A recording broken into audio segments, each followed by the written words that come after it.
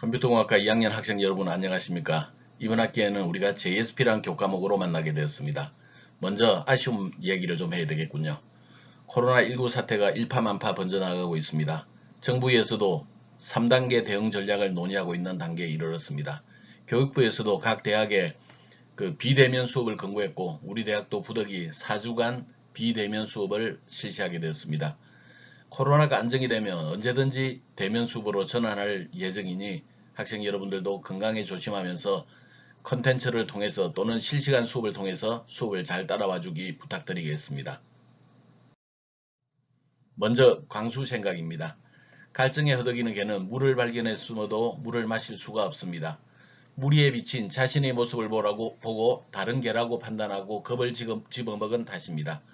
그러다 그 개는 용기를 내어 물속으로 뛰어들었습니다. 그러자 다른 개는 이내 어디론가 사라져 버렸습니다. 박광수 씨는 용기를 이야기하고 싶었습니다. 용기가 당신을 원하는 세상으로 인도해 줄 것입니다. 라고 이야기를 하고 있죠. 그렇습니다. 우리가 뭔가 새로운 공부를 시작할 때는 누구나 두렵게 마련입니다. 그러나 우리가 용기를 내어 풍덩 뛰어들게 되면 결코 그 두려움은 우리의 몫이 아닙니다. 두려움은 사라지게 될 것입니다. 메일로 전해온 얘기입니다. 물이 끓기 시작한 온도는 100도입니다. 그러나 0도이건 99도이건 물은 물이지 끓지 않는 것은 마찬가지입니다. 그 차이가 자그마치 99도나 되는데도 말입니다. 수증기가 되어 자유를 날아가려면 물이 100도를 넘어서야 합니다. 근데 99도에서 100도 차이는 불과 1도라는 사실. 사람들은 보통 99도까지 올라가도 이를 더하지 못해 포기한 일들이 비일비재하게 일어나고 있습니다. 우리에게 필요한 것은 끈기와 용기 그리고 자신감입니다. 끈기와 용기, 자신감을 가지고 끝까지 최선을 다한다면 못할 일은 없습니다. 우리가 JSP 수업을 마치고 졸업을 하게 되면 여러분들이 이제 취업을 할 수 있는 진로 지역입니다. JSP라는 부분, 자바라는 부분, 웹 프로그램이라는 부분, 그리고 또 응용 프로그래머의 자바 영역 이런 데 보면 실제로 구인 업체들이 굉장히 많은 것을 볼 수가 있습니다. 따라서 우리가 ASP 단계보다는 우리나라가 전반적으로 자바에 집중해서 구인을 하고 있기 때문에 여러분들이 자바, JSP를 배운다는 것은 여러분들이 큰 날개를 다는 것과 마찬가지입니다. 우리 수업에서는 기업에서 봤을 때 이 정도면 충분히 활용할 수 있겠다라는 수준이 될 정도로 수업을 진행하려고 합니다. 그래서 여러분들도 거기에 맞춰서 잘 따라와 주기를 부탁드립니다.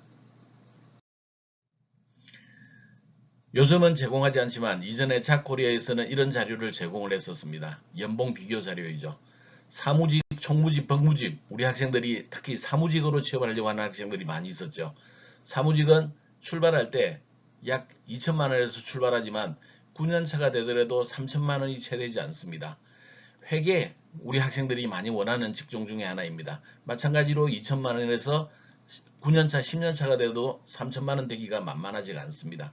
웹 디자인 영역은 출발 비슷하지만 3천만 원을 약간 들락말락하는 수준이죠. 우리 관리자들의 경우에는 이게 3천만 원을 상회하지만 오히려 9년차가 되면 더 감소하는 경향을 보입니다. 여기에 비해서 웹 프로그래머는 처음에 출발할 때 한 2,400 정도에 출발해서 거의 4천에 육박하는 수준까지 우리가 기대할 수가 있습니다. 특히 이 자료는 몇 년이 된 거고 최근에는 여러분들이 한 10년차 정도가 지났을 때 5천만 원 정도도 기대할 수가 있습니다. 자, 여러분들이 우리 학과를 졸업하고 10년차가 된다고 생각해보죠. 나이가 몇입니까? 이 학생의 경우에는 30대 초반, 남학생의 경우에도 30대 중반을 넘지 않습니다.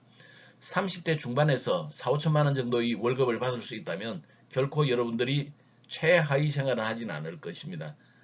따라서 우리가 원하는 것은 여러분들이 프로그래머로서 취업을 하는 것을 원하고 있고 여러분들이 그 프로그래머가 되기 위한 노력들을 경주해 주기를 부탁드립니다.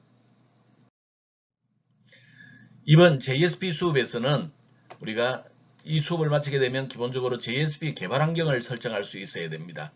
데이터베이스를 설치할 수가 있어야 되겠고 그 다음에 JDK를 설치해야 됩니다. 또는 아파치 톰K를 설치해야 되고 또한 이클립스를 설치해야 됩니다. 개발 환경이 왜 이렇게 복잡해? 이전에는 그 데이터베이스와 비주얼 스튜디오만 있으면 되었는데 늘 그랬죠. 비주얼 스튜디오는 지금까지 인류가 만들어 온 개발 도구 중에서 가장 훌륭한 거라고. 지금 우리 JSP 개발 환경은 비주얼 스튜디오에 비해서 굉장히 불편합니다. 또한 각각 그 개발에 필요한 도구들이 한 회사에서 만든 게 아니라 여러 가지 회사에서 만들어서 걔네들을 조합을 해서 사용을 하게 되는데, 그러다 보니까 개발 환경을 설정하는 것도 힘들고 또 각각의 버전끼리 매칭이 잘 돼야만 정상적인 동작이 일어나고 이런 일들이 벌어집니다. 그래서 개발 환경을 제대로 설정할 수 있는 것, 이것 또한 우리 해야 되는 공부 중에 하나입니다. 그 다음에 JSP 개념을 좀 알아보도록 하겠습니다. JSP에 앞서서 서블릿이 뭔지를 이해를 해야 되겠고, 이 서블릿의 불편함을 해소하기 위해서 도입된 것이 JSP고, JSP의 동작은 서블릿과 밀접한 관계를 가지고 있기 때문에 서블릿을 약간 이해할 필요가 있습니다. 그리고 본격적으로 JSP에 들어가서 가장 기본적인 문법을 다룹니다. 그리고 JSP는 이미 자바를 이용해서 클래스를 많이 만들어 두었는데, 그런 만들어둔 객체가 있습니다. 그런 것들을 우리가 내장 객체라고 부르는데, JSP 내장 객체를 활용할 수 있어야 되겠습니다. 그리고 자바 클래스를 쓰기 위해서 자바 빈즈라고 하는 형태의 클래스를 이용할 수 있어야 되겠습니다. 그리고 데이터베이스의 연결을 하기 위한 JDBC에 대한 내용도 알아야 되겠네요. 이런 것들이 가장 우리 JSP 기본 개념들에 해당이 됩니다. 이러한 JSP의 기본 개념을 이해를 하고 나면 우리는 그 웹사이트를 직접 하나 만들어 보도록 하겠는데, 우리가 1학년에 만들었던 수준보다는 조금 난 회원가입과 로그인이 포함되어 있고 한 줄 게시판이 포함되어 있고 게시판이 포함되어 있는 그런 수준의 웹사이트를 3주간에 걸쳐서 구현을 해보도록 하겠습니다. 우리가 우리 학과에서 다루는 프로그래밍 과목 체계입니다. C샵으로부터 출발해서 OP를 거쳤죠. 그 다음에 ASP.NET, 윈도우 프로그래밍, 그리고 그 자바 자료구조와 알고리즘, 데이터베이스 이런 것들을 배웠었죠. 얘네들이 쭉 연결돼서 ASP.NET을 공부를 했었고, 그리고 JSP를 이제 우리가 마지막으로 공부를 하게 됩니다. 현재 웹사이트를 만드는 기술들은 기본적으로 여기에 이 항목들이 가장 필수적입니다. 여기에 필요한 것들이 데이터베이스 내용들이 이 웹을 구현을 하는데 이제 도움을 줘야 되겠죠. 그래서 지금 JSP는 가장 최종단에 위치한 가장 중요한 과목이다, 그렇게 볼 수 있겠네요. 이와 별도로 안드로이드 과목이 두 가지가 있었죠. 그래서 여기에서는 앱을 만드는 그런 과정을 합니다. 그래서 우리 학과에서는 기본적으로 웹 그리고 앱 두 가지의 엔지니어를 양성하는 게 현재 우리 학과에서 하고 있는 교육 과정입니다. JSP 강좌는 3학점 3시간으로 이루어집니다. AB반 각각 월요일, 화요일에 수업이 있는데, A반은 월요일 2교시, 화요일 8, 9교시, 그리고 B반의 경우에는 월요일 6교시, 화요일 2, 3교시의 수업이 이루어지도록 하겠습니다. 우리가 사용할 주 교재는 프로젝트로 배우는 자바 웹 프로그래밍이라고 하는 책입니다. 이 책은 출판된 지는 어느 정도 됐지만 그래도 우리가 접근하고자 하는 개념에 가장 적합한 책이라고 생각해서 이 책을 주 교재로 택했고, 내가 제공하는 강의록 또한 이 책을 기준으로 작성이 됐습니다. LMS에서는 이 책을 바탕으로 만든 PPT 자료와 동영상 강의가 제공이 됩니다. 그래서 여러분들이 동영상 강의를 이용해서 열심히 학습을 진행해 주시기 바랍니다. 강의 진행 방식은 플립드 러닝이라고 하는 개념을 적용을 하도록 하겠습니다. 이 플립드 러닝은 사전학습과 수업시간, 과제물 이런 세 가지 단계로 이루어지게 됩니다. 그래서 플립드 러닝으로 진행이 되니 우리 수업시간에는 기본적으로 가장 기초적인 개념만 설명하게 되고 코드에 대한 세세한 설명은 하지 않겠습니다. 대신 코드에 대한 세세한 설명은 사전학습으로 제공되는 온라인 컨텐츠를 이용해서 여러분들이 개별 학습을 해주기 바라겠습니다. 강의록은 키스 사이트에 있습니다. 성적은 출석 20점, 보고서 실습 내용과 단어 구글링 10점을 해서 40점, 그 다음에 필기시험을 35점, 기말 프로젝트 5점에서 총 100점으로 처리를 하도록 하겠습니다. 플립드 러닝을 잠깐 소개를 해보도록 하죠. 전통적인 수업 방식에서는 교실에서 교수가 학생들을 모아놓고 강의를 하게 되죠. 그리고 수업이 끝나게 되면 학생들은 집에서 홈워크, 과제를 수행을 하게 될 것입니다. 플립드 러닝은 이와 좀 다르게 움직입니다. 사전에 학생들이 교수가 제공을 해주는 컨텐츠를 통해서 혼자 공부를 합니다. 그 다음에 수업 시간에는 교수가 앞에 서서 진행을 하는 게 아니라 교수가 학생들과 같이 동급에서 서로 토론을 하고 문제점을 해결해주고 문제 해결해주고 이런 역할들을 담당을 하게 됩니다. 그래서 우리도 플립드 러닝을 이제 진행을 하게 될 텐데 그러기 위해서는 여러분들이 수업에 들어오기 이전에 사전에 온라인 컨텐츠를 이용한 학습을 진행을 하고 와야만 됩니다. 그래서 여러분들이 사전에는 온라인 컨텐츠를 이용해서 학습을 해오고 그 다음에 사전에 소스 코드를 입력을 해오기 바랍니다. 그러면 수업 시간에서는 기본적인 개념은 설명을 하도록 하겠습니다. 그리고 여러분들이 하다가 궁금했던 점이 있으면 거기에 대해서 응답을 해주는 형태로 하죠. 그리고 여러분들이 그 수업 시간에 코드를 완성을 하겠습니다. 종료하면 먼저 종료가 되는 학생들은 기본적으로 먼저 집에 갈 수 있도록 하겠습니다. 그래서 이런 형태로 코드를 그 수업 시간에 완성하는 형태로 하기로 하죠. 복습은 도전 과제를 하거나 혹은 구글링 과제가 있어서 여러분들이 사후에 다시 복습을 하는 그런 형태로 진행을 하겠습니다. 이 플립드 러닝이 제대로 동작되기 위해서 가장 중요한 요소는 여러분들이 사전에 얼마만큼 콘텐츠를 통해서 학습을 해 오느냐에 달려 있습니다. 그래서 여러분들이 적극적으로 참여해 주기를 요망합니다. 주차별로 해야 되는 내용들입니다. 1주차에서는 강의 소개, JSP 맛보기를 하기로 하죠. 그래서 개발 환경을 설정하고 JSP가 그 개발 환경 내에서 JSP가 동작되는지를 확인하는 것까지가 첫 번째 내용이 되겠습니다. 두 번째에 들어가게 되면 JSP가 어떤 식으로 동작되는지를 좀 살펴보도록 하겠는데 JSP에 대한 개요, JSP 처리 과정들을 살펴보도록 하죠. 그리고 JSP의 가장 기본적인 과거의 형태가 스크립트릿이라고 하는 건데 이 스크립트릿을 이용을 해서 작업하는 과정, 빈즈 클래스를 이용해서 작업하는 과정 얘네들을 살펴보겠습니다. 사실은 아직 우리가 JSP를 모르는 상태에서 얘네들을 공부하니까 여기에는 난이도가 제법 있어 보일 겁니다. 굉장히 어려워 보일 겁니다. 그러나 사실은 우리가 몰라서 어려운 거지 내용 자체가 어려운 것은 아니다 하는 것을 좀 염두에 두시기 바랍니다. 3주차에서 서블릿이라고 하는 걸 공부하겠습니다. 서블릿은 현재는 사용하지 않습니다. 그러나 그 서블릿이 JSP가 탄생하기 이전까지 존재했던 자바 계열의 웹 프로그래밍 방식이고 현재 JSP는 서블릿과 밀접한 관계를 가지고 동작되게 됩니다.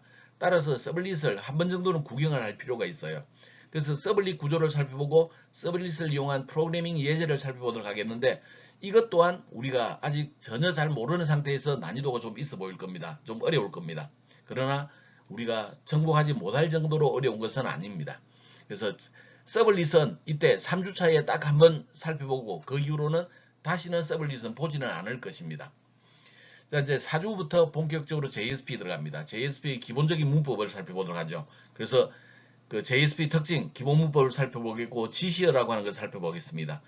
C샵에서도 우리 ASP.NET에서도 GC어는 이용을 했었습니다. 그때는 우리가 자세히 설명하지는 않았죠. 그러나 이 JSP를 하는 데 있어서는 GC어가 굉장히 다양하게 사용되기 때문에 이 GC어를 우리가 알아야 됩니다. 그래서 GC어를 자세히 살펴보기로 하죠. 그 다음에 스크립팅 요소들을 살펴보도록 하겠습니다.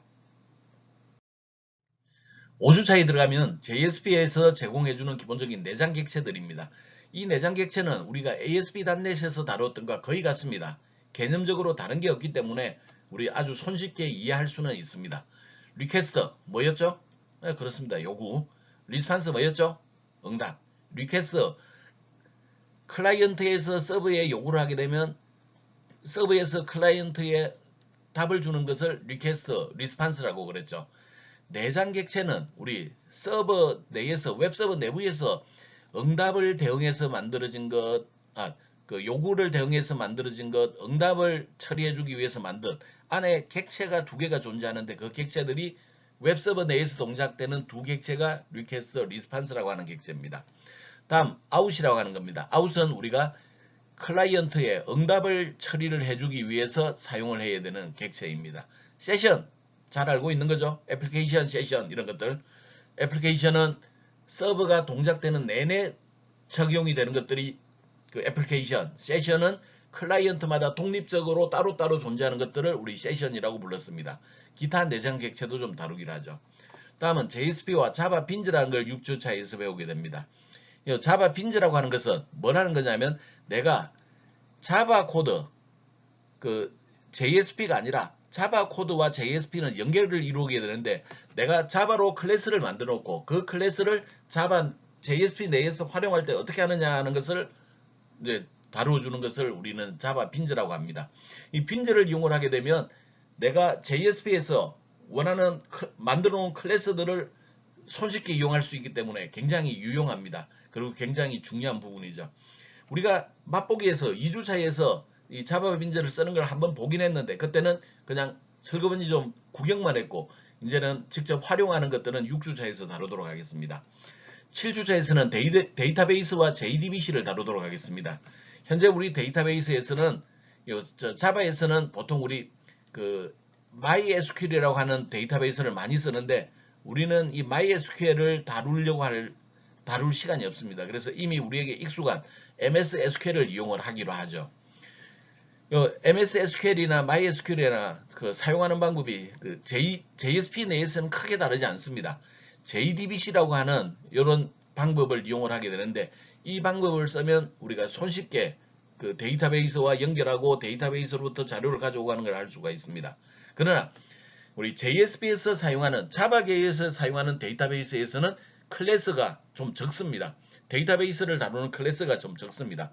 자, 우리 이전에 데이터베이스를 다룰 때 필요한 4+1 그 클래스가 있었죠.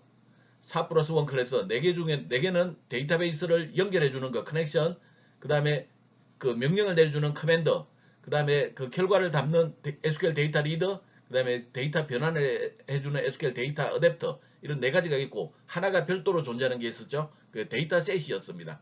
근데 자바에서는 데이터셋이라고 하는 클래스가 없어요. 그리고 SQL 데이터 어댑터에 해당되는 객체가 없습니다. 대신 커넥션이나 커맨드나 SQL 데이터 리드에 해당되는 객체들은 다 가지고 있는데 그 3가지만 이용해서 우리가 데이터베이스를 처리를 해줘야 되니까 우리가 그 ASP.NET을 쓸 때보다는 데이터베이스를 이용하는 것도 조금은 좀 복잡합니다. 다음은 그 데이터베이스와 관련되어 있는 것으로서 커넥션 풀이라고 하는 것을 이용하겠습니다.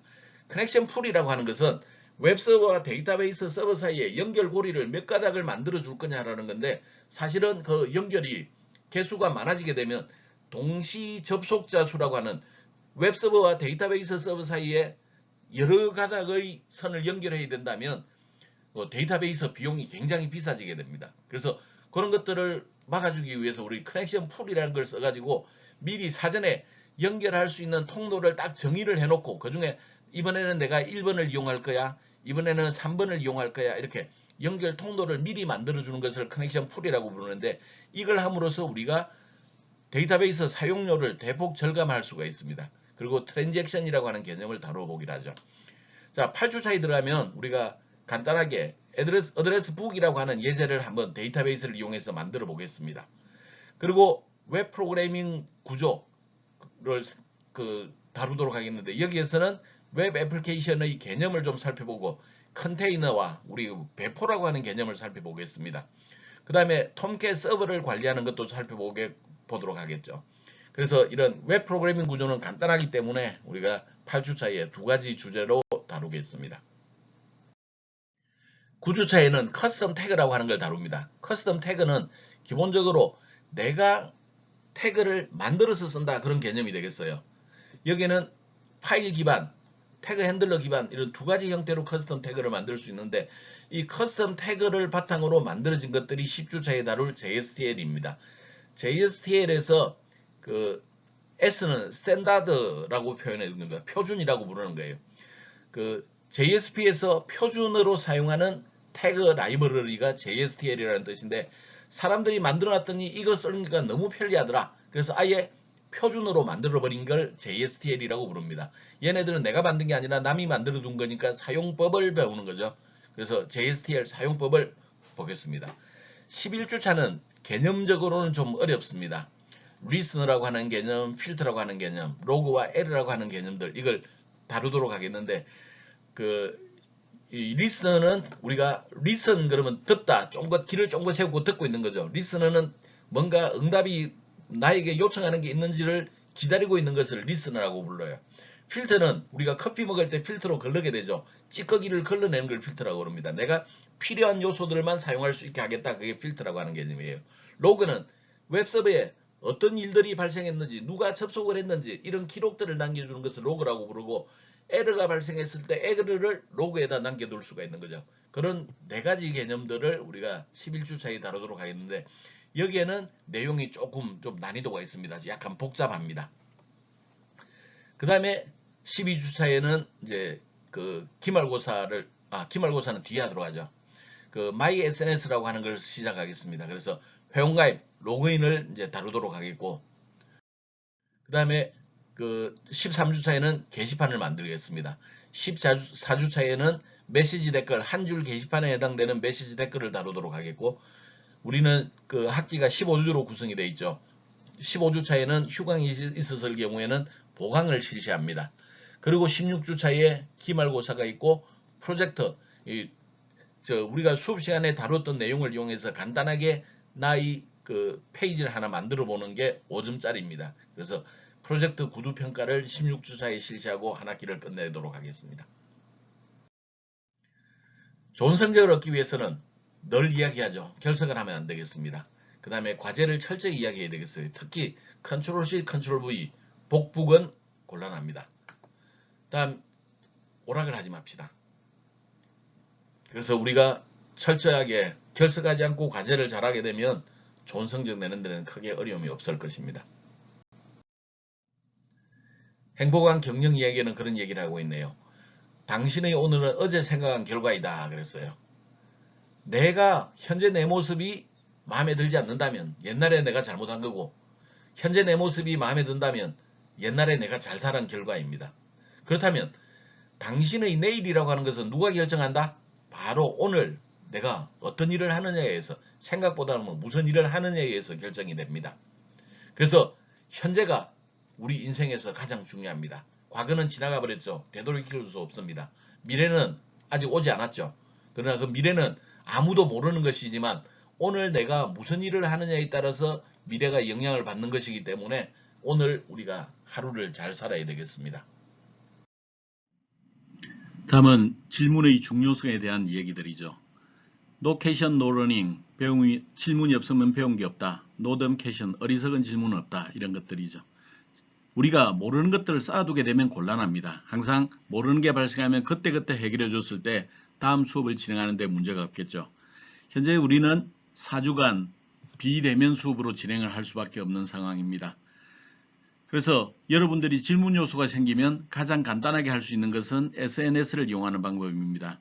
지금 현재 우리가 단톡이 구성이 되어 있죠. 단톡에 여러분들이 질문을 놓거나 올려두거나 아니면 개톡으로 질문한다면 내가 그때그때 답변을 하도록 하겠습니다. 또한 실시간 수업을 이용해서 진행을 할 수도 있습니다. 실시간 수업은 매주 화요일에 진행할 예정입니다. 그래서 매주 화요일에 오늘 해야 되는 키에 대한 내용들을 소개하고 여러분들에게 어떤 형태로 진행하는 게 좋겠다라는 방향을 제시하면 여러분들이 동영상을 통해서 강의를 진행하게 될 겁니다. 그 시간에 여러분들이 필요한 질문이 있으면 하면 좋겠습니다. 월요일에는 개별적인 나와 여러분 학생 1대1의 개별적인 시간을 가질 겁니다. 아마 이때는 전화를 이용할 가능성이 가장 높은데 여러분들이 현재 과제는 어떻게 진행이 되고 있는지 이런 것들은 그때그때 진행할 겁니다. 그때 1대1로 만날 때 여러분들이 제대로 안 되는 부분이나 이런 것들을 질문해 주면 내가 답변을 해 주도록 하겠습니다. 어쨌거나 모르는 것을 쌓아두지 말자. 다시 한번 강조하도록 합니다.